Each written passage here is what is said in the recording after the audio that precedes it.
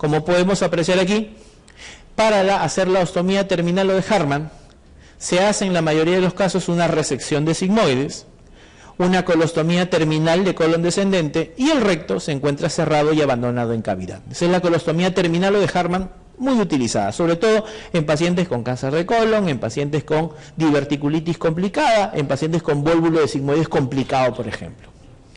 Otra es la llamada colostomía en asa. La mayoría la conoce solo como colostomía en asa, pero tiene su nombre propio. Es colostomía a lo Wagenstein. Sobre todo para desfuncionalizar o también para solucionar, por ejemplo, cuadros obstructivos en la emergencia. Luego vienen las ostomías a doble boca.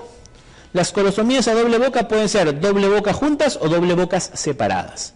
Si son doble boca juntas, como dice cañón de escopeta, es lo que a veces lo llaman en los ambientes quirúrgicos, se llama colostomía alomiculis, como lo vemos acá. Se corta una parte del colon y las dos boquitas se aproximan a la pared. Y las dos boquitas están juntas. En cambio, si son dos bocas y estas dos bocas están separadas por un puente de piel, estas se llaman colostomía a lo Devine. Una boca proximal está en un lado de la pared abdominal y una boca distal a unos centímetros o a una distancia más considerable una de la otra. Diferentes tipos de ostomías, diferentes formas de denominarlas, inclusive con un nombre propio. Dice, paciente con trauma abdominal abierto por arma de fuego, herida de bala en abdomen, con lesión de colon izquierdo. Se realiza una colostomía terminal tipo Hartmann. Este procedimiento, ¿de qué se caracteriza? Dice, doble boca. ¿Habría doble boca en un Hartmann? No, porque el Hartmann es terminal. Dice, doble boca con puente de piel. ¿Qué cosa era esto? ¿Cómo se llamaba esa colostomía que tiene doble boca con puente de piel? Devine. Doble boca y cañón de escopeta, tampoco, es una sola boca y es terminal. Si es doble boca y cañón de escopeta, eso se llama miculis. Doble jareta en ambas bocas, si yo hago una jareta, es para cerrar una boquita. Y tendríamos, o sería útil que una ostomía esté cerrada, obviamente que no, no tiene nada que ver esa alternativa.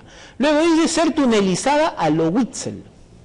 Witzel es una técnica que se utiliza para tunelizar las sondas, pero de una gastrostomía o de una yeyunostomía de alimentación. Nada tienen que ver con colostomías.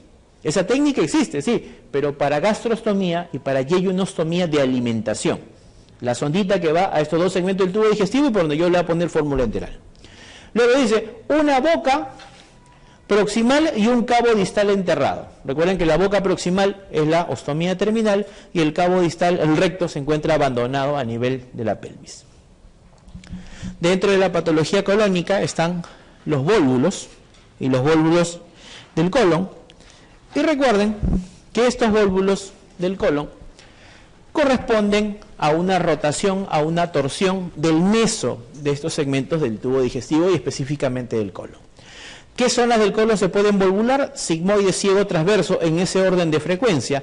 ¿Y por qué se van a volvular? Porque precisamente estos segmentos del tubo digestivo y específicamente el marco colónico tienen meso. Sobre todo sigmoide y transverso que tienen meso. En cambio el ciego tiene mayor movilidad y esto puede predisponer a la rotación y a la torsión del mismo. Y recuerden que si hay una volvulación o torsión de estos segmentos del tubo digestivo, ¿qué van a generar? Obstrucción intestinal y obstrucción intestinal baja en estos pacientes. Siempre diagnóstico diferencial con tumores, enfermedad inflamatoria intestinal, enfermedad diverticular como causas mecánicas y como causas no mecánicas, causas funcionales, síndrome de Ilio o el Hirschsprung o la ganglionosis que puede ocurrir en los pacientes pediátricos por ausencia de neuronas a nivel del colon izquierdo. Vólvulo de sigmoides más frecuente, hasta el 80%. Y recuerden lo que vimos en la charla de obstrucción intestinal. ¿Cuál es la causa más frecuente de obstrucción intestinal baja? Obstrucción colónica. A la cabeza, primero vólvulo, luego venía el cáncer de colon izquierdo y luego venía la diverticulitis. Esas son las tres causas frecuentes de de obstrucción intestinal colónica. Primero vólvulo, segundo cáncer de colon izquierdo, tercero diverticulitis. ¿De acuerdo? Y acá la tenemos. Y mira, dice, primera causa de obstrucción intestinal en embarazadas. Y así como en las charlas anteriores yo le contaba cosas de mi residencia, acá le cuento otra más. Esta me ya pasó cuando era asistente. Ginecólogo, me encuentro en la emergencia, me dice, tengo una gestante que la estoy programando para cesárea. Pero me llama la atención porque a la paciente le duele bastante el abdomen.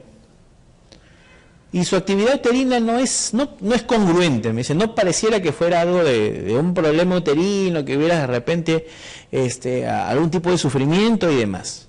Pero por ahí el residente me ha dicho que ha visto que como que algo le repta por la pared, me dice.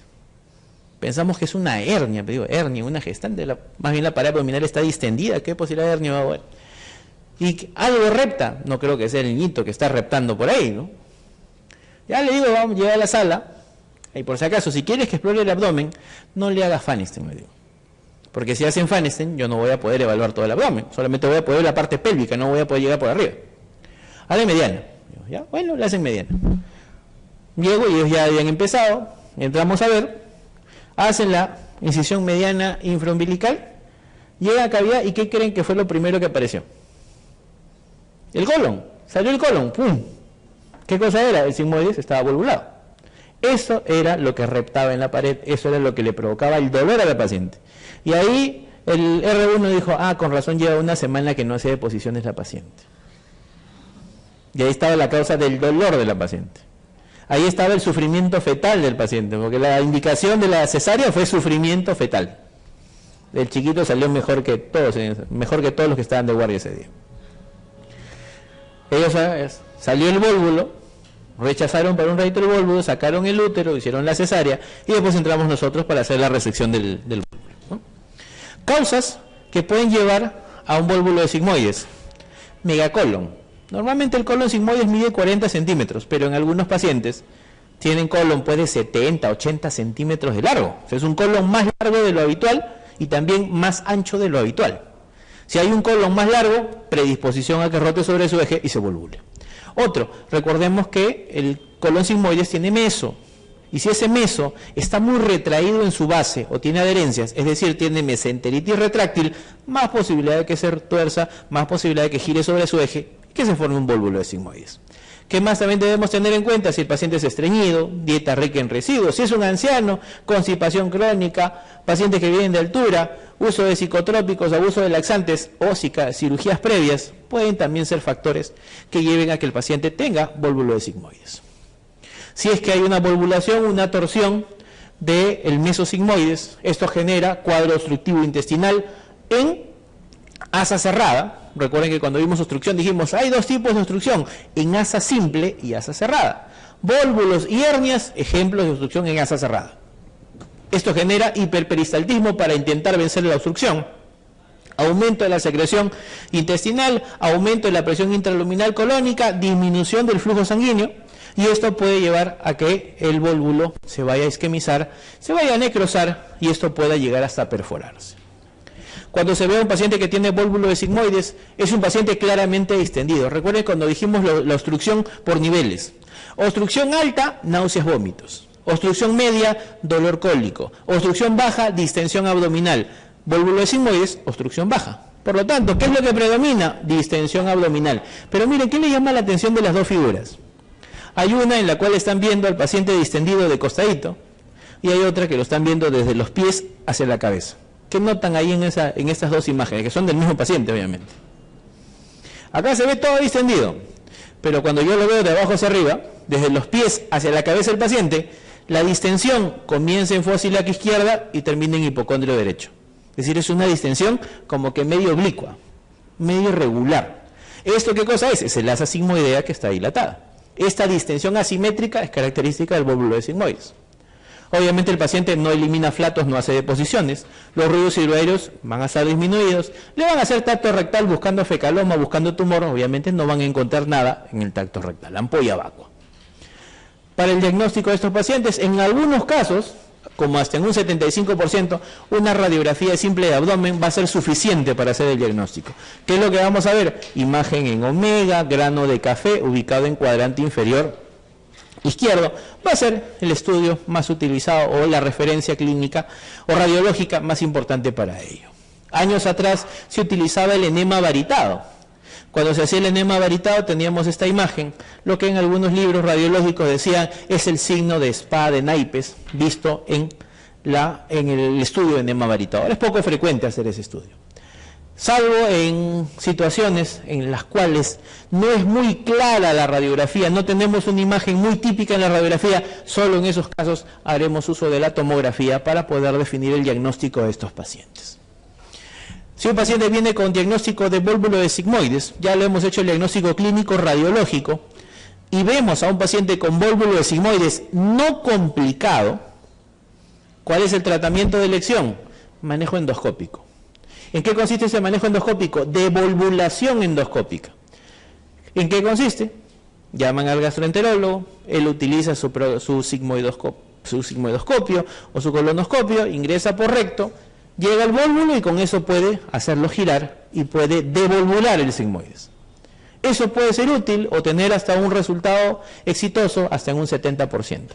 Pregunta, ¿hay gastroenterólogo las 24 horas del día, los 7 días de la semana, los 365 días del año? No, salvo en algunos hospitales donde tengan unidad de hemorragia digestiva. En Revalete hay unidad de hemorragia digestiva y hay gastroenterólogo todos los días y todas las 24 horas del día, porque ahí tiene, si alguien que viene con sangrado, hacerle endoscopía de frente. Si viene con le hace su endoscopía. Si viene cuerpo extraño, paciente pediátrico, ahí le hacen la endoscopía. En la mayoría de MINSA no hay endoscopista las 24 horas del día. Entonces, ¿cómo podríamos hacer en estos pacientes que me llega justo domingo 10 de la noche, me llega a la emergencia un paciente con un vólvulo de sigmoides no complicado y no tengo gastroenterólogo? Ya más penoso, sábado en la noche, no va a regresar hasta el lunes el gastroenterólogo. ¿Qué podemos hacer? ¿Qué alternativa se puede utilizar? Sondita rectal. Se busca una sonda rectal y se hace el mismo mecanismo, se ingresa por recto, tratan de ir a la altura del sigmoides y esto puede hacer devolvular el sigmoides y obviamente no se pongan de frente, siempre de costadito para evitar accidentes. Y esto puede devolvular el sigmoides de forma endoscópica. Si es que esto se consigue, ¿qué es lo que hay que hacer con el paciente? Hay que hospitalizarlo, porque si bien hemos devolvulado el sigmoides, no hemos resuelto el problema del paciente. Hemos solucionado la emergencia, que era la obstrucción, ¿cierto? Pero el paciente sigue con sus sigmoides ahí redundante. Si yo lo mando a la casa, el paciente ya no va a regresar hasta que se volvule nuevamente. ¿Qué es lo ideal en estos pacientes? El paciente se hospitaliza, pasa a sala de cirugía, sala de hospitalización de cirugía, le completan todos sus riesgos, le hacen su colonoscopía de control, su evaluación completa del colon, le preparan el colon, le limpian todo el colon con polietilenglicol y lo programan para cirugía electiva. ¿Para qué? Para hacerle la sigmoidectomía más anastomosis primaria. De esa manera ya estamos tratando definitivamente a este paciente. Y obviamente estamos previniendo que a futuro se vuelva a complicar. Pero ya lo estamos haciendo no por emergencia, lo estamos haciendo de forma electiva. Un paciente programado, un paciente con el colon limpio, para que tu sutura, tu anastomosis, vaya de mejor manera. Inclusive se puede hacer la sigmoidectomía más anastomosis primaria de forma o por vía laparoscópica, es decir, menos invasivo todavía para el paciente. Eso es lo ideal, ese es el protocolo que debe hacerse. Lo devolvulo por vía endoscópica, lo hospitalizo, lo preparo y lo opero después.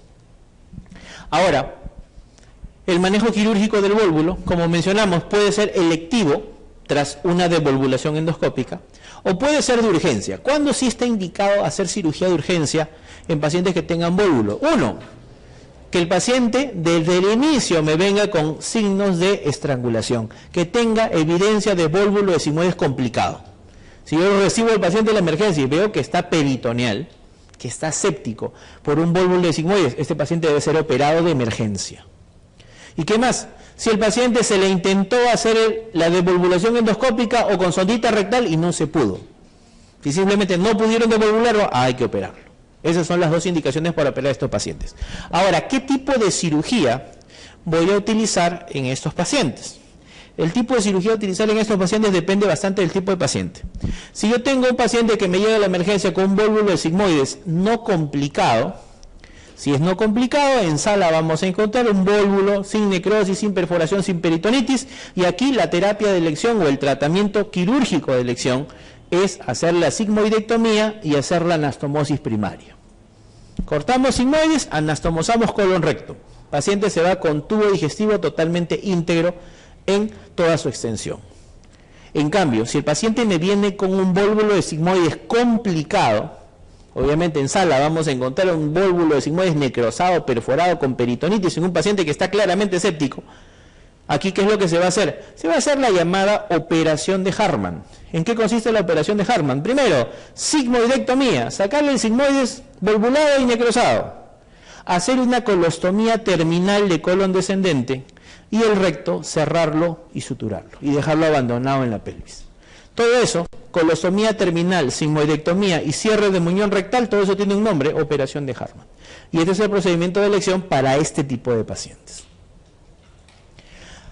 Si bien esto no es muy utilizado, a veces lo encontré en alguna de las preguntas de los bancos que ustedes van a revisar, por eso lo ponemos aquí, son la clasificación en grados de los vólvulos de sigmoides. Grado 1 es un paciente con un vólvulo de menor a 180 grados de rotación, asintomático y que fue descubierto de forma incidental en un estudio de radiografía de abdomen que le hicieron al paciente. El paciente no tiene una clínica, pero tiene un vólvulo parcialmente formado a nivel de sigmoides. Paciente con vólvulo de sigmoides grado 2, vólvulo de más de 180 grados de rotación, que tiene clínica de obstrucción parcial, pero que se reduce o mejora con maniobras endoscópicas o espontáneamente. Grado 3, vólvulo de más de 180 grados con obstrucción completa en asa cerrada, pero que tiene alteración circulatoria reversible permaneciendo asa viable. Esto obviamente va a ser ya un hallazgo intraoperatorio. Y el otro es el grado 4, paciente con vólvulo de sigmoides de más de 180 grados, obstructivo en construcción completa en asa cerrada y que tiene alteración circulatoria irreversible. Obviamente los dos últimos grados son los que vamos a encontrar en sala de operaciones. Si bien el vólvulo de sigmoides es el más importante, el más frecuente, también está el vólvulo de ciego, que es el segundo en frecuencia, y esto es generado por una torsión del ciego alrededor del eje mesentérico. Miremos acá un ratito esta foto. Esta foto me demarca las características del ciego y colon derecho. El ciego tiene diferentes formas de adherirse a la pared abdominal. Y las adherencias, en la mayoría de los casos, no son completas. ¿Qué quiere decir? Que es difícil que un ciego esté firme y pegado a nivel de la fosa ilíaca derecha. Siempre tiene algo de movilidad. Y eso sobre todo le ayuda bastante en el momento de hacer las apendicectomías abiertas, ya que podemos movilizar el ciego y jalarlo un poquito a la pared y hacer la apendicectomía de esa manera.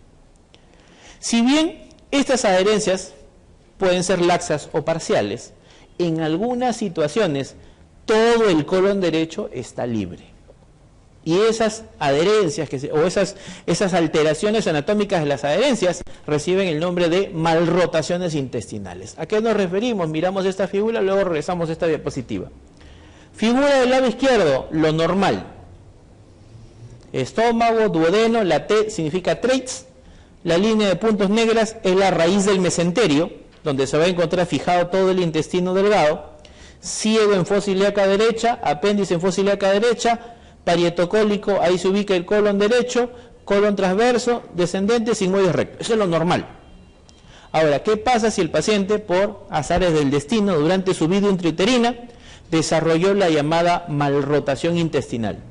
Miren el lado izquierdo, el lado derecho, perdón. ¿Qué es lo que tenemos? Mira, acá está el estómago, el ángulo de Treitz, que debería estar por acá, está a nivel de la línea media o insinuándose a la derecha.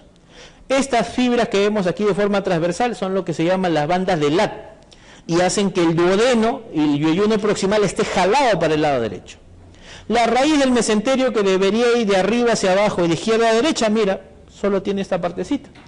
Todo el intestino delgado está libre hacia el lado derecho de la cavidad abdominal. El ciego, que debería estar con el apéndice cecal fijado en la fosa ilíaca derecha, está en la línea media. Todo el colon derecho está libre y redundante en cavidad. ¿Esto qué predispone?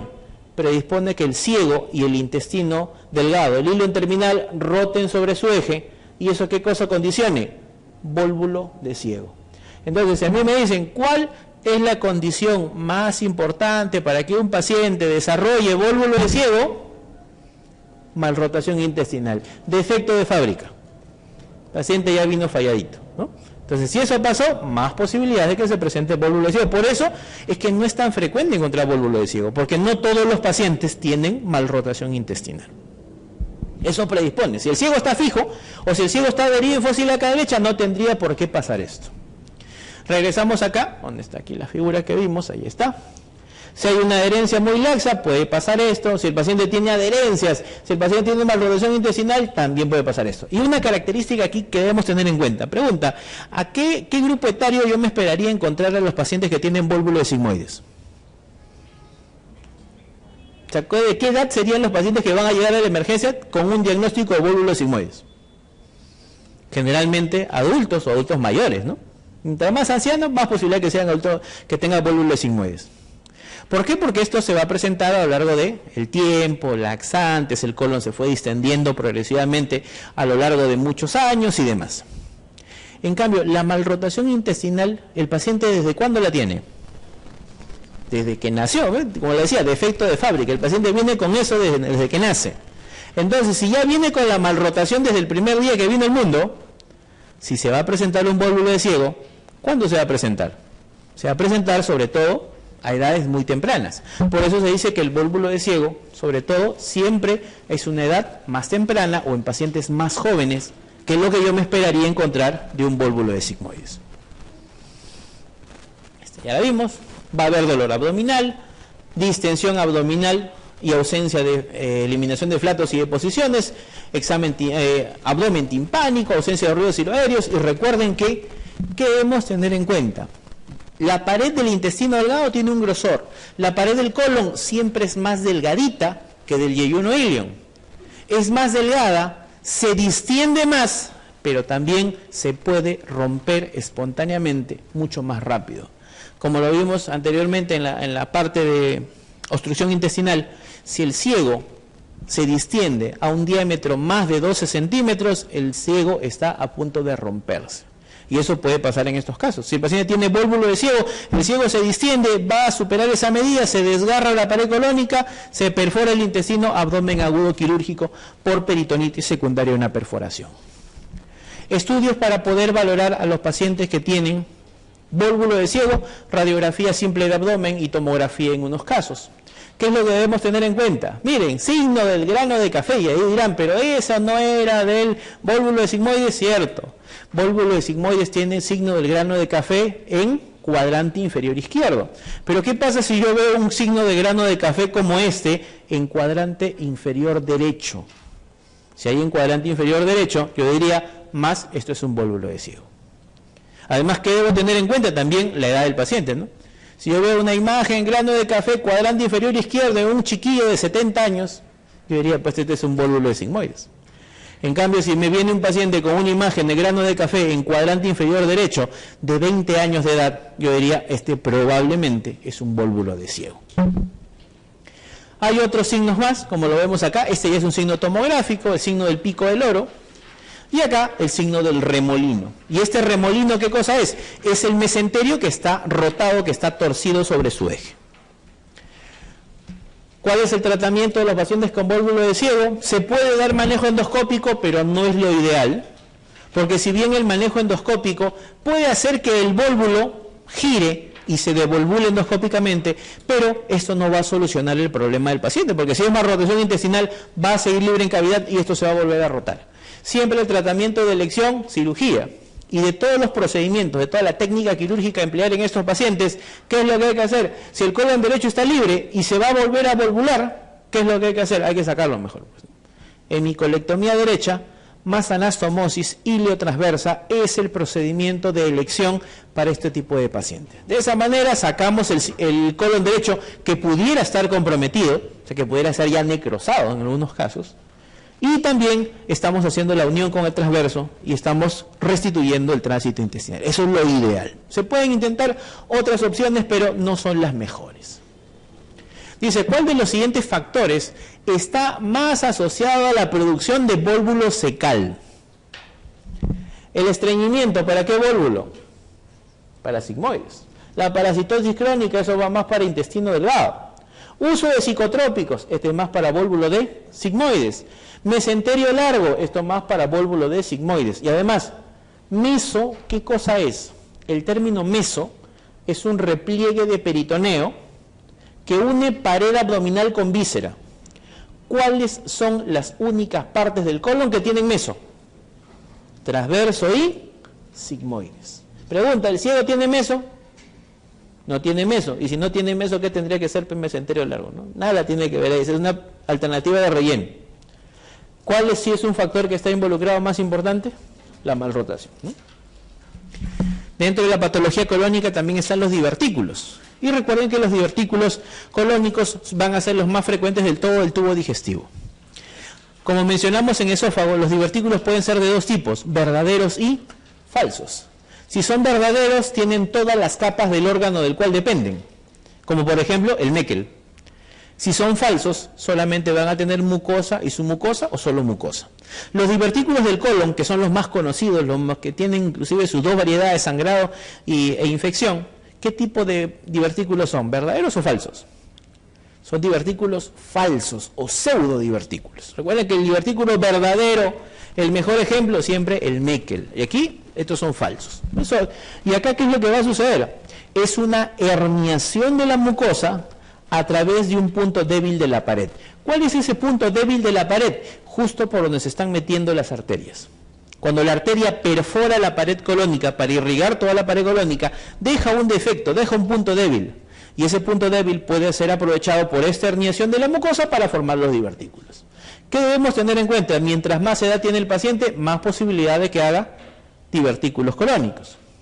La mayoría de los divertículos colónicos, ¿dónde se van a localizar? Colon izquierdo y sobre todo sigmoides. Pero eso no quiere decir que todo el resto del colon también puedan haber divertículos. La presencia de divertículos en el colon tiene un nombre. ¿Y eso cómo se llama? Diverticulosis. Si escucho diverticulosis, ¿qué quiere decir? Es el paciente que tiene divertículos en el colon. Y en la mayoría de los casos, asintomático. Estudios contrastados y la colonoscopía van a ser los mejores elementos diagnósticos, sobre todo para ver qué tan comprometido se encuentra el marco colónico por estos divertículos. ¿Son solo en el izquierdo donde es más frecuente o es en todo el marco colónico?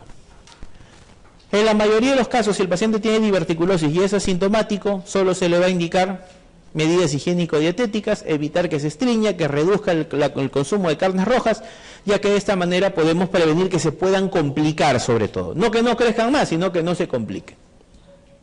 Ahora, ¿qué pasa si el paciente que tiene divertículos en el colon hace clínica? Y sobre todo su clínica puede ser o sangrado o inflamación. Si hay sangrado o inflamación, ya no se llama diverticulosis, sino pasa a llamarse enfermedad diverticular del colon, que tiene dos formas de presentación. ¿Cuáles son? La hemorragia y la diverticulitis. Miren este cuadrito, esta es la historia natural de los pacientes que tienen divertículos en el colon. Como mencionamos, paciente que tiene divertículos en el colon se llama diverticulosis. De todos los pacientes que tienen divertículos en el colon, el 25% nada más en algún momento de su vida va a hacer síntomas. Por lo demás, van a ser asintomáticos. ¿Qué quiere decir? Si a mí me dicen en una pregunta, ¿cuál es la forma de presentación o cómo se manifiestan con más frecuencia la diverticulosis? La mayoría son asintomáticos. Solo un pequeño grupo en algún momento de su vida hace síntomas. Ahora, del grupito que hace síntomas, la cuarta parte hace sangrado y las 3/4 partes restantes hacen diverticulitis. Ahora, si cambiamos de pregunta, dicen, de todos los pacientes que son sintomáticos de la diverticulosis o que hacen enfermedad diverticular, ¿qué es lo más frecuente? ¿Sangrado o inflamación? Inflamación. De los que hicieron hemorragia, solo la tercera parte en algún momento va a ser masiva y de repente va a requerir cirugía de urgencia. De los que hicieron diverticulitis, el 25% hace diverticulitis complicada con peritonitis y el 75% restante hace diverticulitis no complicada en su primer ataque. Después de este primer ataque, la tercera parte hace diverticulitis complicada, la tercera parte siguiente hace síntomas no específicos y la tercera parte restante vuelve a ser asintomático de por vida.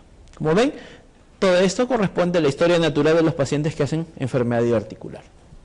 Ahora, enfocado directamente a lo que es la diverticulitis, que es lo más frecuente, ¿no? De todos los que hicieron síntomas, diverticulitis 75%. De ellos, ¿qué van a presentar? Sobre todo, dolor en fosa ilíaca izquierda o cuadrante inferior izquierdo. Fiebre, cambios en el hábito intestinal, leucocitosis o inclusive pueden desarrollar abscesos, perforaciones, generando peritonitis o abdomen agudo quirúrgico. Diferentes formas de presentación. Y mire, aquí están diferentes formas de manifestarse, ¿no? Pueden ser asintomáticos, espasmos, diverticulitis aguda, abscesos pericolónicos, perforación libre, sangrado rectal. Se pueden fistulizar. Una diverticulitis se puede fistulizar a un órgano adyacente. ¿Cuál es el órgano más comprometido dentro de las fístulas secundarias de diverticulitis? Vejiga. Hacer la llamada fístula colovesical. ¿Qué va a suceder? La materia fecal va a pasar a las vías urinarias. Le va a provocar fecaluria al paciente. Infecciones urinarias muy complicadas de manejar en este grupo de pacientes, que requieren de funcionalizar el colon. Y también, paciente que hace un episodio de diverticulitis, el colon no queda igual. El colon se va a fibrosar, el colon se va a estenosar. Por lo tanto, ¿qué va a suceder? El paciente puede hacer cuadros obstructivos intestinales. En los pacientes que tienen diverticulitis, se pueden utilizar diferentes estudios diagnósticos, y uno de los estudios que se pueden utilizar, radiografía de abdomen simple y tomografía. De los dos, la tomografía es lo más importante. ¿De qué me serviría hacerle radiografía de abdomen a un paciente con diverticulitis? Recuerden que si hay perforación del colon, como cualquier perforación, ¿qué cosa voy a encontrar en la radiografía? Neumoperitoneo. Si yo encuentro neumoperitoneo en un paciente con diverticulitis, digo, no, esto se está perforado. Inclusive sin tener la tomografía, que sería lo más importante. Ahora, el estudio de elección para valorar a un paciente con diverticulitis siempre es la tomografía, ya que en la tomografía voy a ver signos inflamatorios, voy a ver la presencia de abscesos, colecciones adyacentes a la zona inflamada diverticular y sobre todo porque la tomografía en diverticulitis me da el llamado estadio Hinchey. Y de acuerdo al estadio Hinchey, yo voy a definir cuál es la terapia de elección para cada uno de ellos. Miren, alta sensibilidad y especificidad para cada uno de ellos. Asimismo, si bien la clínica, la forma de presentación y las características radiológicas de la diverticulitis son muy buenas visibles en la tomografía, siempre debo tener en cuenta la posibilidad de que tenga que hacer el diagnóstico diferencial con cáncer. Recuerden, ¿dónde se encuentra la mayor cantidad de divertículos del colon? Sigmoides. ¿Dónde se encuentra localizado el cáncer más frecuente del colon? Sigmoides. Por lo tanto, debo hacer una buena diferenciación en la tomografía de que esto es una patología benigna o si es una patología maligna complicada. Porque una diverticulitis se puede perforar. Un cáncer de colon también se puede perforar. Y dar clínica de inflamación, dar clínica de abscesos y demás. Y la tomografía me va a ayudar a poder diferenciar, por lo menos con ese estudio, si estamos ante uno u otro problema. Asimismo, recuerden que en todo paciente que tuvo su diverticulitis no complicada, se manejó con manejo médico, se enfrió el cuadro, yo estoy en la obligación de a ese paciente hacerle un estudio endoscópico posteriormente. El paciente tuvo su diverticulitis hoy día, le dimos su manejo antibiótico, sus analgésicos, le dimos de alta en una semana y por lo menos en un par de meses yo debo hacerle una colonoscopia a ese paciente. Para confirmar que efectivamente el paciente tuvo diverticulitis, que tiene sus divertículos ahí en el colon, o de repente decir, mira, acá había una lesión neoplásica y tratamos médicamente una neoplasia. Por eso siempre debemos hacerlo, y hacerlo generalmente 6 semanas después. ¿Por qué no hacerlo en el momento que el paciente tenía diverticulitis? ¿Qué pasa si hacemos un estudio endoscópico con el colon inflamado? Alta posibilidad de perforarlo. Por eso no se debe hacer en ese instante. Debo hacerlo tiempo después, una vez que se resolvió el cuadro inflamatorio. Esta es la clasificación o estadio Hinchey. Hinchey 1, paciente que tiene un absceso pericolónico o un flemón o plastrón diverticular. Hinchey 2, paciente que tiene un absceso pélvico intraabdominal o retroperitoneal. Hinchey 3, paciente que tiene peritonitis y peritonitis purulenta. Hinchey 4, paciente que tiene peritonitis fecaloidea. Si hay peritonitis fecaloidea, ¿qué es lo que se ha perforado para que haya materia fecal en el colon, en la cavidad abdominal? Un divertículo se abrió y se perforó. Y la materia fecal salió del intestino. En cambio, para que mi paciente tenga peritonitis purulenta, ¿qué debió haber pasado? El absceso del Hinchey 2 se rompió y al romperse toda la pus se diseminó en cavidad y un Hinchey 2 se transformó en un Hinchey 3. Eso es lo que sucedió. Si bien Hinchey es una clasificación muy utilizada para la diverticulitis, existen múltiples clasificaciones para la diverticulitis.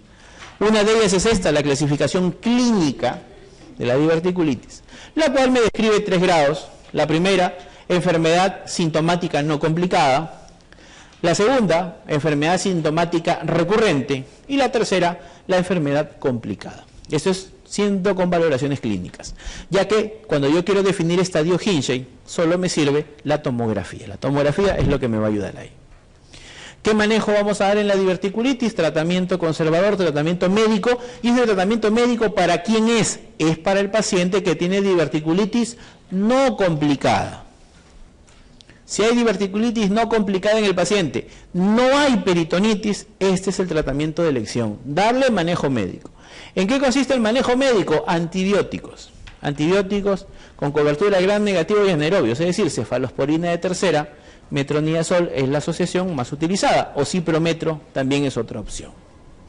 Ahora, en la diverticulitis no complicada, Hinchey 1, Hinchey 2, a veces hay presencia de abscesos. Si tenemos un paciente que tiene un absceso pericolónico, como lo hay en el Hinchey 2, aquí, aparte de los antibióticos, aparte del manejo médico, ¿qué hay que hacer? Absceso diagnosticado, absceso drenado. La mejor forma de drenar el absceso, ¿cómo es? Drenaje percutáneo. A través de la pared abdominal, guiado por ecografía, guiado por tomografía, punzo la pared, encuentro el absceso y evacúo la pus. Estos corresponden a los tratamientos de la diverticulitis no complicada. Tratamiento médico, antibióticos, analgésicos, y si hay absceso, drenaje y drenaje percutáneo, que en la mayoría de los casos es exitoso. Si yo hice mi manejo médico de mi paciente con Hinchey 1, Hinchey 2, solo con antibióticos o antibióticos más drenaje, es muy probable que mi paciente evolucione favorablemente, el cuadro inflamatorio remita y el paciente salga de alta y se vaya a su casa para control ambulatorio. Si esto ocurrió, debo hacer el seguimiento estrecho de estos pacientes y debo valorar cuáles de esos pacientes que tuvieron diverticulitis van a necesitar cirugía electiva para prevenir un cuadro nuevo de diverticulitis. Así como se hace cirugía electiva del colon, del vólvulo de sigmoides del colon, también yo debo ver qué pacientes deben ser tributarios de cirugía electiva por el cuadro de diverticulitis. ¿Cuándo? Cuando ya se haya desinflamado todo este proceso de diverticulitis aguda. ¿Qué es lo que debemos tener en cuenta? ¿Cuál es el procedimiento de elección por vía cirugía electiva para manejar al paciente que me hizo diverticulitis y que ya le di de alta? Sigmoidectomía más anastomosis primaria. ¿A quién se parece ese procedimiento? ¿A quién se parece esa técnica quirúrgica? A la que utilizábamos en el vólvulo de sigmoides no complicado. Ahora, ¿por qué se tendría que hacer cirugía electiva a un paciente que ya tuvo diverticulitis? Tú dices, pero si ya se le fue la diverticulitis y ya no está inflamado, ¿para qué lo vamos a operar electivo? Se busca, uno, disminuir los riesgos asociados de diverticulitis recurrente. Como dicen por ahí, que se estenose el colon, que el paciente tenga dolor crónico, que el paciente haga cuadros obstructivos. Y otro caso más, que el paciente vuelva a hacer otro episodio de diverticulitis, porque lo puede hacer. Y si lo hace, va a ser un grado mucho más severo que el que tuvo inicialmente. Ahora, no todos los pacientes tienen altos riesgos de desarrollar estos problemas. Hay pacientes que tienen más riesgo aún de desarrollar este tipo de complicaciones, como por ejemplo, que el paciente tenga comorbilidades, paciente diabético, hipertenso, paciente renal, pacientes que tengan inmunosuprimido, más riesgo de que una diverticulitis pueda hacerse más complicada. Gravedad y frecuencia de ataques. Se dice que si un paciente tiene 2 o más episodios en un año de diverticulitis, a ese paciente debo operarlo de forma electiva, no esperar que le dé otro episodio más, porque el que viene puede ser peor todavía. 2 o más, cirugía electiva. Presencia de síntomas tras la resolución del cuadro agudo. El paciente sigue con dolor, sigue con cuadros obstructivos, genera mucha clínica después de haber pasado el episodio de diverticulitis aguda, hay que operarlo de forma electiva.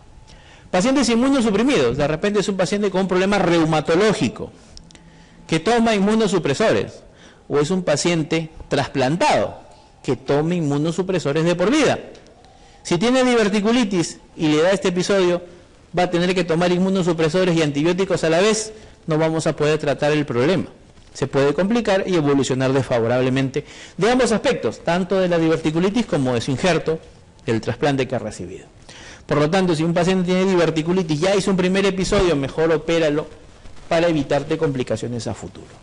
Si el paciente tiene estenosis, tiene fístulas, tiene abscesos pericolónicos que no pudieron ser manejados de manera conservadora, también deben ser operados de forma electiva. Indicaciones de cirugía. Si mi paciente tiene estadio Hinchey 3 y 4, si mi paciente tiene peritonitis, es quirúrgico. Si el paciente tiene inmunosuprimido y ya le dio un primer ataque, hay que operarlo. Si el paciente tiene varios episodios en el año, hay que operarlo. Si el paciente tiene complicaciones secundarias a la diverticulitis, hay que operarlo. Aquí vemos esos procedimientos. Hinchey 1, Hinchey 2, antibióticos o antibióticos más drenaje. Hinchey 3 y Hinchey 4, que son estadios de la diverticulitis con peritonitis fecaloidea, la 4, y purulenta, la 3, siempre son quirúrgicos. ¿Cuál es el procedimiento de elección? La técnica quirúrgica de elección para tratar a aquel paciente con Hinchey 3, Hinchey 4, procedimiento u operación de Hartmann. Pregunta, ¿en qué otro problema colónico también utilizaba esta misma técnica quirúrgica? Vólvulo sigmoides complicado. ¿En qué consiste? Primer paso, sigmoidectomía. Tengo que resecar el colon sigmoides afectado. 2. Colostomía terminal de colon descendente. 3. Cierre de muñón rectal. Igualito a lo que se hacía con el vólvulo sigmoides complicado. Procedimiento o operación de Hartmann. ¿Para quién? Hinchey 3, Hinchey 4. ¿Esto queda así? No. A partir de los 3 meses o 90 días, yo puedo rehospitalizar al paciente y hacer la restitución de tránsito, hacer la anastomosis colorectal. Es el momento ideal. Tanto para la diverticulitis como también para el vólvulo de sigmoides, que tuvimos que dejarlo con colostomía. Aquí está lo que hemos indicado. Cuando se opera la diverticulitis de urgencia, si hay peritonitis, hay que operarlo. Si está perforado, hay que operarlo. Y también, si mi paciente no responde al manejo médico, mi paciente tiene Hinchey 2, ya lo drené, le di antibióticos, pero mi paciente, más leucocitosis, más fiebre, más dolor, no responde a la terapia médica, también hay que operarlo. Este cuadrito me resume todo lo anterior. Me dice estadio Hinchey por tomografía, qué cosa hay en cada uno de esos estadios Hinchey y qué cosa voy a hacer por el paciente. Hinchey 1, flemón o plastrón o absceso pericolónico pequeño. Si tenemos esto, tratamiento médico, antibióticos. Si mi paciente tiene Hinchey 2, absceso grande, pélvico, retroperitoneal o intraperitoneal, antibióticos más drenaje del absceso. Si mi paciente tiene peritonitis purulenta, ¿por qué aparece peritonitis purulenta? Porque el absceso del Hinchey 2 se rompió. ¿Esto qué amerita? Procedimiento de Hartmann. Si el paciente tiene peritonitis fecaloidea, también es quirúrgico. ¿Qué amerita? Procedimiento de Hartmann. Aquí, puntualmente, ¿qué es lo que debemos hacer en cada uno de los estadios? Dejando ya la inflamación colónica y siguiendo viendo alguna de las patologías netamente de esta parte del tubo digestivo, está la angiodisplasia. La angiodisplasia corresponde a alteraciones vasculares que sobre todo se encuentran a nivel submucoso y en muchos casos no visibles claramente o fácilmente a un estudio endoscópico. Generalmente se encuentran a lo largo del colon derecho y sobre todo en pacientes añosos. Se dice que mientras más abuelito es el paciente, 60, 70, 80 años, más posibilidades de hacer hemorragia diverticular por angiodisplasia.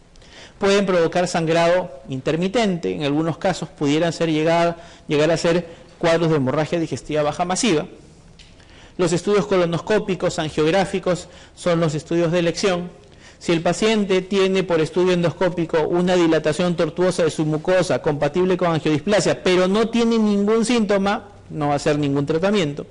Solo iniciar algún tipo de terapia si es que presentase hemorragia secundaria a esta angiodisplasia, que puede ser terapia endoscópica como cauterización, como embolización y demás, pero si es que el paciente tiene un sangrado muy significativo de estos cuadros, hacer hemicolectomía derecha es parte de la terapia de elección. Otro de los problemas colónicos que está condicionando cuadros obstructivos viene a ser el síndrome de Ogilvie. ¿Qué otro nombre recibe el síndrome de Ogilvie? Pseudo-obstrucción colónica. ¿Por qué pseudo? Porque el paciente no tiene ningún punto de obstrucción mecánica. No hay vólvulo, no hay tumor, no hay adherencia, no hay estenosis. No hay nada que esté condicionando que la luz esté bloqueada. Y más bien, todo el colon, todo el recto está completamente distendido. Esto va en función a problemas secundarios o problemas de fondo que tenga el paciente. Es una pseudoobstrucción aguda, provocada o generando distensión colónica específicamente. Esto en algunos casos relacionado con alteraciones neurológicas, alteraciones simpáticas y también relacionado a problemas de fondo que tenga el paciente. La distensión es lo que siempre predomina en estos cuadros. ¿Por qué ocurren estos problemas en el paciente? Lo más común, traumas, infecciones, problemas cardíacos. ¿Qué quiere decir? El paciente es hospitalizado en la emergencia por un infarto de miocardio. Y en su evolución, a los 2 días que está hospitalizado de infarto de miocardio, el paciente se distiende bruscamente. Esta distensión que aparece secundario a un cuadro de fondo, cuadros cardiovasculares como un infarto, esto puede ser una pseudoobstrucción colónica o un síndrome de Gilbert. ¿Qué es lo que hay que hacer? Seguir tratando el infarto, corregir estos problemas y el Gilbert puede desaparecer espontáneamente. ¿Qué más también pueden causar estos problemas? Drogas, abuso de narcóticos, laxantes, polifarmacias, como por ejemplo las que se utilizan en unidades de cuidados intensivos, pueden llevar a estos problemas. Que el paciente tenga antecedente quirúrgico, ya sea abdominal, cesáreas, traumatológicas, también pueden llevar a estos problemas. Alteraciones hidroelectrolíticas también pueden llevar a este tipo de cuadros. ¿Qué es lo que hay que hacer? Tratar el problema de fondo. Y tratando el problema de fondo, se regula todos estos procesos y el paciente puede llegar a tener nuevamente su tránsito intestinal de forma normal. Recuerden que la distensión puede ser progresiva, dolor abdominal, no hay eliminación de gases, no hay eliminación de deposiciones, puede haber fiebre, puede haber leucocitosis y en algunos casos, si es que ya hay signos de complicación, puede haber hasta signos de irritación peritoneal. Esto, en la mayoría de los casos, tiene resolución espontánea. El seguimiento de estos pacientes, siempre radiografía de abdomen simple. ¿Qué es lo que busco con la radiografía de abdomen simple? Sobre todo ver su parte más delicada. ¿Cuál es la parte más delicada del todo el marco colónico, todo el intestino grueso? El ciego. Tengo que hacer la medida del ciego, de forma seriada, de forma habitual. Si yo veo que el ciego tiene más de 12 centímetros, ese ciego está a punto de romperse. Y esa es una indicación de operar al paciente con Gilbert. El Gilbert generalmente no se opera, pero si el ciego tiene más de 12, esa es indicación quirúrgica, porque el paciente está al borde de la perforación intestinal. En estos pacientes, siempre tratar de identificar cuál es el problema de fondo que lo está condicionando y obviamente tratarlo. Sonda nasogástrica, sonda rectal, NPO, parte de la terapia. Se puede intentar descompresión, y esta descompresión puede ser con sonda rectal, puede ser una descompresión colonoscópica, también se puede utilizar colonoscopía para descomprimir un Gilbert, se puede utilizar neostigmina para mejorar algo el peristaltismo, y si el paciente no mejora y sigue distendido y hay alto riesgo de perforación, se podría indicar cirugía para hacer alguna ostomía o una resección o una descompresión quirúrgica. Cirugía de urgencia, raro porque la mayoría de estos resuelven de forma espontánea. Siempre deberíamos tenerlo en cuenta, sobre todo cuando hay signos de perforación. Si el ciego se perforó y el paciente ya está con peritonitis, obviamente con más razón hay que operarlo. Dice, paciente de 72 años que acude por emergencia por hematoquesia. Durante la evaluación presenta hipotensión y shock hipovolémico. ¿Qué responde al tratamiento médico? Se coloca sonda nasogástrica no evidenciándose sangrado. Y nos dicen cuál es por la frecuencia, cuál sería la primera posibilidad diagnóstica. Primero, ¿por qué le colocaron sonda al paciente? Ahí dice que le han colocado sonda nasogástrica. ¿Para qué le colocaron? ¿O qué buscaron con la colocación de esa sonda nasogástrica? Descartar etiología de la hemorragia digestiva como si fuera una alta, porque puede ser una hemorragia digestiva alta con tránsito acelerado y por eso tener esas características, ¿no? Si le hicieron la endoscopía, colocaron la sonda nasogástrica, no salió nada, o en el efecto le hicieron una endoscopía y no encontraron nada, entonces el problema es hemorragia digestiva baja. Ahora, ¿cuál de todas las causas pueden conllevar a una hemorragia digestiva baja masiva en el paciente? ¿Cuál es la causa más frecuente? De todo ello, los divertículos en el colon. Miramos las otras alternativas. Dice cáncer de colon derecho. ¿El cáncer de colon derecho produce anemia? Sí, pero no anemia aguda, produce anemia crónica. Luego dice colitis ulcerativa hemorrágica, de igual forma, produce anemia crónica, no masiva en el paciente. Las hemorroides son causa de hemorragia digestiva baja, pero causa de hemorragia digestiva baja no masiva. no que te lleva a la hipovolemia, como lo ven en el cuadro clínico. Las malformaciones arteriovenosas pueden provocar sangrado, que pueden conllevar una hemorragia digestiva baja masiva, sí. ¿Cuál es la diferencia? Uno, edad del paciente. Si yo tengo pacientes con 50, 60, 70 años, hemorragia diverticular. Si yo tengo pacientes con 75, 80, 85 años que me hacen hemorragia digestiva baja, ahí yo pienso angiodisplasia. Conclusión, mientras más viejito es el paciente, angiodisplasia debe ser mi primera posibilidad. ¿De dónde sangran los divertículos del colon? ¿De qué lado del colon? ¿Colon derecho o colon izquierdo? ¿Colon derecho o izquierdo? Izquierdo. ¿Y de dónde sangran las angiodisplasias? De la vereda del frente, del colon derecho. ¿Sí? Son dos lugares como para poder diferenciarlos. Paciente de 74 años que es atendido en emergencia por sangrado intestinal bajo masivo. Dice, colitis ulcerativa, ¿produce sangrado masivo la colitis ulcerativa? No. Dice, divertículo de Meckel, ¿produciría el divertículo de Meckel un sangrado en un chiquillo de 74 años? Recuerden que el divertículo de Meckel siempre a edades muy tempranas. Enfermedad diverticular, esa es la respuesta. Dice, neoplasia del colon derecho, nuevamente, anemia crónica. No tiene nada que ver con un evento agudo como el que vemos aquí. Dice, listo. Dejamos lo que es ya la patología netamente colónica y vamos a hablar de una de las patologías anorrectales para luego de ello irnos al descanso y luego continuar con el resto de la charla que teníamos para hoy. Dentro de la patología quirúrgica tenemos lo que son las hemorroides. En sí, los paquetes hemorroidales son estructuras normales que hay en el canal anal. Ubicados a nivel submucoso, contienen muchos vasos sanguíneos, contienen músculo liso y que en condiciones normales ayudan a cerrar el conducto anal. Obviamente en el estado de reposo cuando no se está realizando la defecación. Actúan como mecanismo de incontinencia para cerrar el conducto anal. Son 3 paquetes hemorroidales únicamente.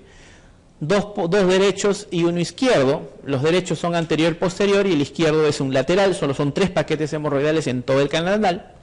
De acuerdo a factores como hipertensión portal, incremento de la presión abdominal y demás, esfuerzos excesivos, heces endurecidas pueden conllevar a que estos paquetes hemorroidales se ingurgiten, se dilaten, se prolapsen y en algunos casos hasta se trombosen. ¿Cómo se pueden clasificar? Se clasifican en 3 tipos, externas, internas, mixtas. Siempre la línea que debo utilizar como referencia es esta, la línea pectínea o línea dentada. Si el paquete hemorroidal está sobre la línea dentada, es una hemorroides interna. Y las hemorroides internas generalmente tienen sangrado y prolapso del paquete hemorroidal de acuerdo a su grado. Y recuerden que cuando se hablan de los grados de hemorroides, estos grados siempre van en función de las hemorroides internas, que son las únicas que tienen grados. Ya que las hemorroides externas, que están por debajo de la línea dentada, estas no tienen grados. Más bien, aquí el dolor es sumamente significativo en estos pacientes y uno de los problemas que ocurre bastante con las hemorroides externas es que se trombosan. Se forma un coágulo en su interior y hay trombosis de este paquete hemorroidal. Mixtas, la combinación de ambas. Aquí están las hemorroides internas, sus 4 grados. Hemorroide interna grado 1, sangrado pero no prolapso. Modificaciones de la dieta, baños de asientos, cremas tópicas hemorroidales pueden ser parte de la terapia. Grado 2, hay prolapso, pero con reducción espontánea del paquete hemorroidal y puede o no acompañarse de sangrado. Siempre en grado 2, procedimientos endoscópicos, ya sea ligadura con banda de goma, como lo vemos aquí, o escleroterapia, son los procedimientos de elección para la hemorroides interna grado 2. Hemorroides interna grado 3, prolapsa, pero tienen que reducirla manual o digitalmente, acompañado o no de sangrado. Y siempre no sé por qué le gusta este grado para todas las preguntas que vienen de hemorroides. Grado 3, hemorroidectomía. Resecar el paquete hemorroidal por vía quirúrgica. Grado 4, prolapso del paquete hemorroidal que no se puede reducir ni manual ni digitalmente. Puede en algunos casos llegar a la emergencia encarcerada y estrangulada. Para los grados 3 y 4, siempre la terapia quirúrgica, la hemorroidectomía, es el procedimiento de elección. Si no está estrangulado, electivo. Si está estrangulado, de urgencia. Siempre para evaluar a los pacientes que tienen enfermedad hemorroidal hay que hacer un buen examen físico, hacer un buen diagnóstico diferencial y estar seguros, este es un paquete hemorroidal, este es un prolapso de mucosa rectal o este es un cáncer, ¿no? Siempre hacer un buen diagnóstico diferencial. Grados 3 y 4 de hemorroides internas es tratamiento quirúrgico. Y el tratamiento quirúrgico es la hemorroidectomía. Y la hemorroidectomía tiene dos tipos. Se llama hemorroidectomía cerrada o de Ferguson, y la otra se llama hemorroidectomía abierta o de Milligan y Morgan. ¿Cuál es la diferencia entre los dos? Primero, miremos acá la figura. ¿Qué es lo que se hace? Se identifica el paquete hemorroidal, se diseca por los costados, se llega al pedículo vascular y antes de cortarlo se liga. Se pone un punto transfixiante y se liga el paquete hemorroidal. Hasta aquí ya hemos hecho la primera fase de la hemorroidectomía. Dependiendo del paso siguiente, va a recibir estos dos nombres. Si yo resequé el paquete hemorroidal y suturo la mucosa, es decir, voy a afrontar los bordes de mucosa que han quedado libres, eso se llama hemorroidectomía cerrada de Ferguson. Si lo dejo abierto, si no lo suturo, eso se llama hemorroidectomía abierta o de Milligan y Morgan. Los que hacen Ferguson, los que cierran la mucosa, ¿por qué la cierran? Dicen, este es el canal anal, por aquí pasa material contaminante, por aquí pasa doble caca al cuadrado, como quieran llamarlo, va a contaminar toda esta zona y mi paciente puede infectarse. Me puede hacer una celulitis, me puede hacer un absceso perianal, me puede hacer fasciitis necrotizante, lo cual es lógico, ¿no? Dicen, y por eso yo la cierro. En cambio, los que están en contra de estos, dicen, y si tú la cierras y ajustas mucho, o de repente sacas todos los paquetes hemorroidales a la vez y los suturas, no puedes estenosar el canal anal. ¿Cierto? Se puede estenosar y el paciente que va a provocar cuando quiere ir al baño va a tener muchas dificultades para hacer sus deposiciones. Sobre todo si las hemorroides fueron muy grandes y las suturas estenosaron o cerraron la luz del canal anal, que puede pasar. En cambio, los que hacen hemorroidectomía abierta o de Milligan y Morgan dicen, ¿y por qué no la suturas? Precisamente por eso, para evitar la estenosis, para evitar la reducción de la luz del canal anal. Claro, con el riesgo de que se pueda infectar esta zona. Es decir, cada uno tiene su pro y su contra. Por eso es que si a mí me dicen, ¿cuál de las dos técnicas es de elección? Ninguna. Si a mí me dicen, ¿cuál es la técnica de elección para tratar un paciente que tiene hemorroides grado 3 y grado 4? Hemorroidectomía, a secas. Aquí no vas a encontrar ninguna que te diga, la técnica de elección siempre va a ser Ferguson o Milligan y Morgan. Ustedes seguro cuando han estado en el internado, cuando han visto en el área de cirugía, habían algunos cirujanos que hacían Ferguson, habían otros cirujanos que hacían Milligan y Morgan, y entre ellos se peleaban, no, tú no debes hacer esto, que esta acaba mejor, esto. No existen esas diferencias demostradas con evidencias, por decir así. Las dos tienen sus pros, sus contras, tienen sus resultados buenos, sus resultados malos, y en sí el término para tratar a los pacientes con hemorroides es hacer la hemorroidectomía. Y ya para culminar, antes de irnos al descanso, en el caso de las hemorroides externas, no tienen grados, pero sí tienen mayor posibilidad de trombosarse. Y si esto ocurre, el tiempo de evolución va a ser muy importante para definir mi terapia. Si mi paciente tiene un cuadro de trombosis de una hemorroides externa y llega a la emergencia entre las primeras 24 o 72 horas, y llega sobre todo, ¿por qué? Porque en este periodo el dolor es sumamente intenso en el paciente, lo cual lo obliga a ir a hacer la emergencia. Si acude a la emergencia en este periodo, aquí está justificado hacer la decisión, hacer el corte en el paquete hemorroidal y evacuar el trombocoágulo. Ese es el procedimiento de elección. Ahora, ¿qué pasa si el paciente tiene una tolerancia diferente al dolor? O de repente está en un lugar donde no puede acceder rápidamente a una valoración y a un tratamiento médico. Si es que el paciente supera estas 72 horas, el coágulo pudiera comenzar a reabsorberse, a disminuir la inflamación y a resolverse espontáneamente este proceso de hemorroides trombosada. Por eso es que después de las 72 horas, como lo vemos en este cuadrito, en esta imagen gráfica, vemos como el dolor comienza a disminuir progresivamente y se puede dar manejo expectante. Primeras 72 horas, corte, evacuar la hemorroides. Pasadas las 72 horas, manejo conservador, manejo expectante. Miren acá, una hemorroides trombosada en el cuadro agudo. Aquí está justificado hacerle su cortecito, evacuar el trombo. Pero miren qué sucede cuando una hemorroides trombosada pasó las 72 horas, el coágulo se reabsorbió, en el borde del margen anal queda un pliegue de piel. Y ese pliegue de piel recibe el nombre de plicoma, que significa la distensión del anodermo, que es una huella de una hemorroides trombosada que se resolvió espontáneamente. Acá vemos algunas características. Las hemorroides internas pueden provocar dolor, pero un dolor mínimo, a diferencia del dolor de las hemorroides externas. ¿Y esto por qué? La inervación de la mucosa. La mucosa por encima de la línea dentada es inervación neurovegetativa simpática parasimpática, casi ni duele. En cambio, la mucosa que está por debajo de la línea dentada en el anodermo tiene inervación del pudendo, inervación somática, por eso el dolor es sumamente intenso. Dolor, disconfort anal o descarga de mucosa también parte de la clínica de las hemorroides internas, y en el caso de las hemorroides externas, aparte del dolor intenso, masa a nivel perianal es su característica clínica.